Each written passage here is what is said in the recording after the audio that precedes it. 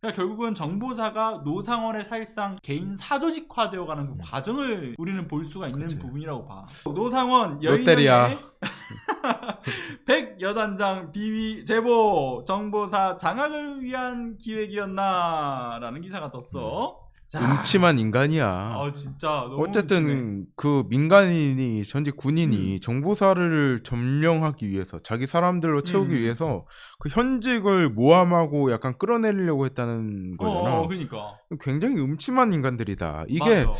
이런 악당들이 어떻게 우리나라 시스템에 침투하고 와해시키고 무너뜨릴 수 있는지를 여실히 보여주는 것 같아. 맞아. 제대로 그냥 그 깊숙이 어떤 식으로 무너뜨리는지가 A부터 Z까지 다 나온 거지 그냥.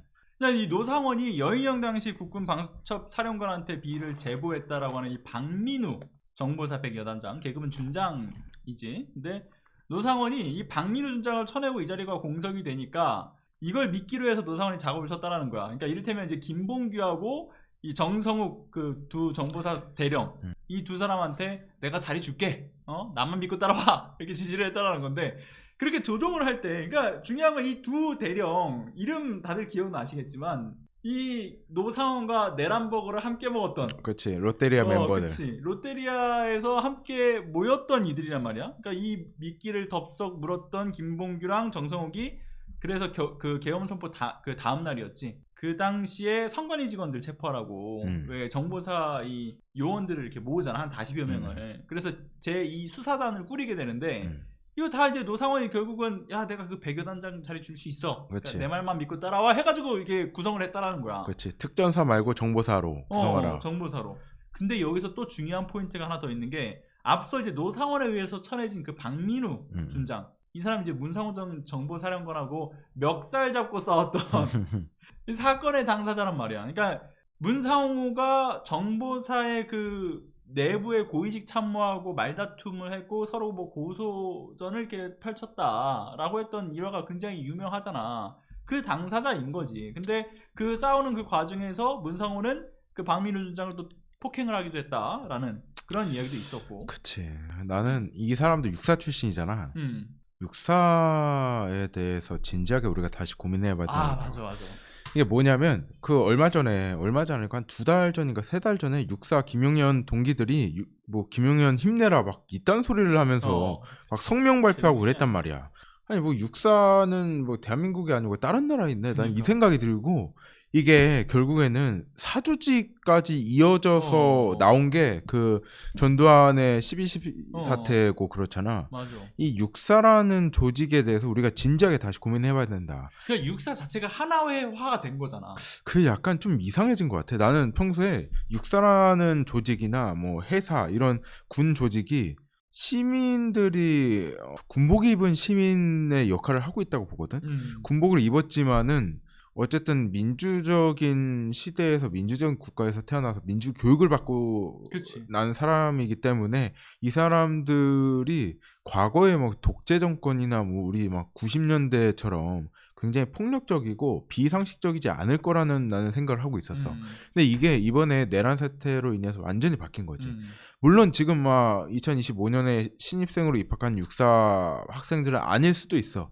하지만은 그 위에 선배 위 타고 올라가면은 저런 비이상적인 사람들이 선배로 있는 한 이 적폐 문화는 사라지지 않을 거라고 보거든. 그렇지. 어쨌든 밀어주고 끌어주기 문화가 존재하는 한 그 새로운 신입들, 새로 임관하는 장교들 그런 사람들이 그 선배들의 영향을 받지 않을 수 없다고 나는 단언을 하지 못하겠어. 그렇기 때문에 결국에는 창조적 해체 과정이 필요하지 않나? 육사가 어쨌든 이제까지 꾸준히 역사 속에서 우리나라 역사 속에서 민주주의를 파괴하는 주체가 되고 있잖아.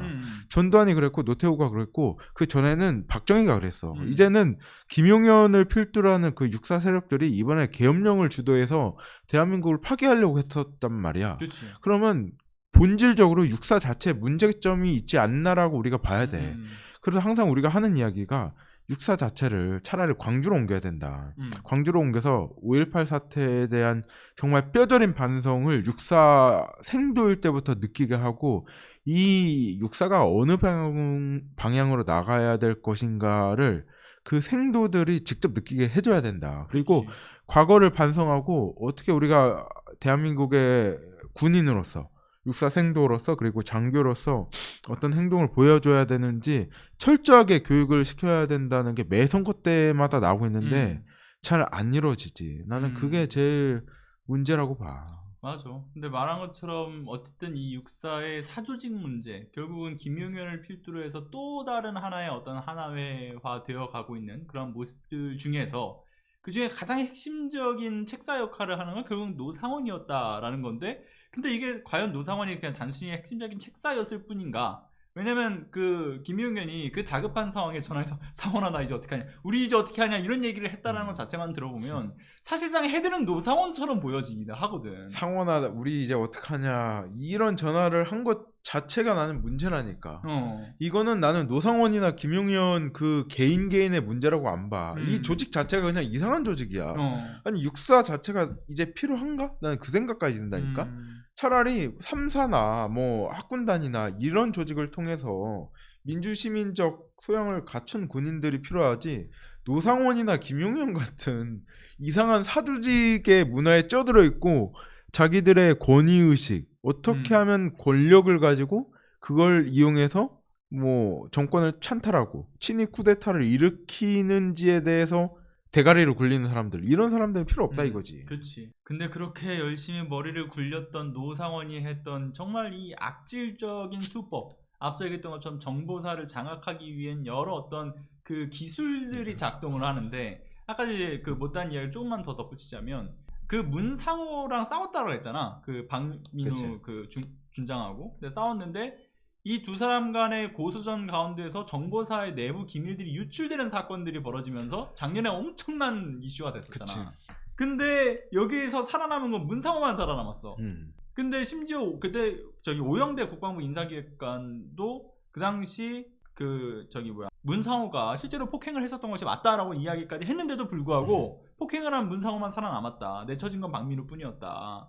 근데 이게 참 황당한 게 그 문상호가 사실 경질이 되려고 했잖아. 신원식이 국방부 장관일 때 당시에 경질하겠다라고 공표까지 했는데 정작 오히려 신원식이 내팽개쳐지고 안보실장으로 떨어지고, 안보실장으로 원래 있었던 사람이 있었는데 그 사람 8개월 만에 또 갑자기 보직 이동되고. 근데 이런 상황들을 일련의 과정들을 봤을 때 결국은 노상원이 문상호를 살려줬고, 살려주는 그 과정에서 문상호가 충성을 다하면서 내란을 획책했던 그 과정까지, 그리고 또 노상원이 그 문상호뿐만 아니라 정보사 안에서의 이 결국 군의 인사권까지 부당히 또 개입을 하면서, 그러니까 결국은 정보사가 노상원의 사실상 개인 사조직화되어가는 그 과정을 우리는 볼 수가 있는 부분이라고 봐. 정상적인 시스템으로 원래는 문상호 같은 사람들은 걸러졌어야 되잖아. 근데 어떤 보이지 않는 힘, 물론 우리가 다 보이지만은 그 힘에 의해서 기존의 시스템이 왜곡돼서 문상호가 살아남고, 그로 인해서 이상한 민간인이 개입돼서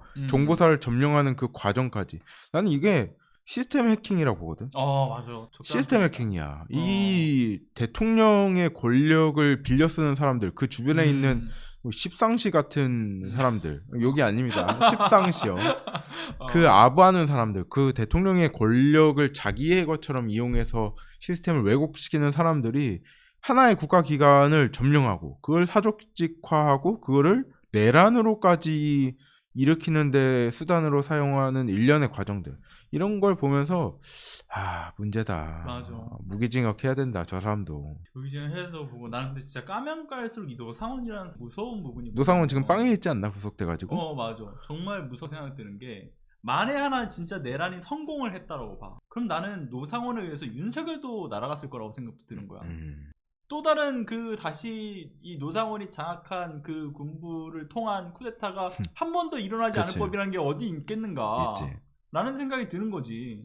이 사람 정도의 마인드, 그 내란 수첩에 적혀 있었던 그 글들만 봐서는 충분히 가능하다는 거야. 그치. 나는 그런 생각도 해.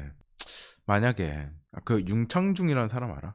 그 박근혜 때 대변인 하다가 그 호텔에서 성추행인가? 그 의혹으로 물러났던 사람.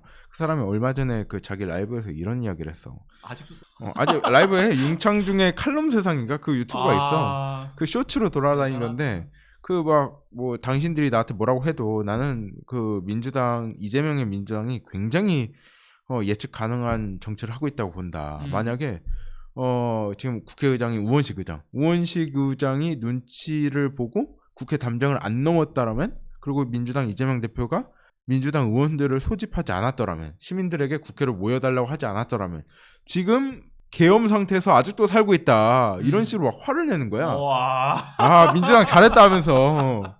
야, 이런 사람도, 윤창중이 진짜 극우거든.